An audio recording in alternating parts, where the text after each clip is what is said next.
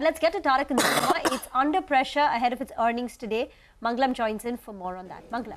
Well, the stock did well in yesterday's trading session, so some of those gains are being given back today. But be that as it may, it's about 10% away from its record high, trading at around 63 times FY25 earnings as well. What is expected? A good set. Why do I say that? Because it's a 10% revenue growth that the street is working with, which is nearly twice, the speed at which the FMCG index or the FMCG sector is likely to grow on the top line this time around. And we're also expecting an 18% jump on the company's EBITDA, so margins close to around 15.1%. This compares with 14.1%, so a 100 basis points jump is what we're expecting out there. On the bottom line, 315 crores, this compares with about 345 crores.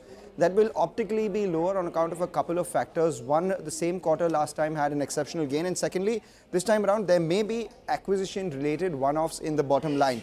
What are we looking at? 2 months of additional revenue coming in from Capital Foods, which is the Ching's Makers acquisition in the results. That could be around 75 to 80 crores or roughly 2% of their revenues.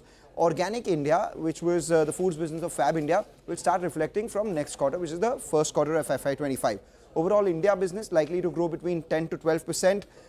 In that, beverages around 9 to 10%, and we've seen around 35 to 40% growth come by for the growth business, which is Nourishco. India foods business is likely to grow by 12 to 15%. What will be a bit of a dampener is the international beverage business, which will grow about 5 to 7%, largely led by price growth, and that's because of the higher prices for tea and coffee.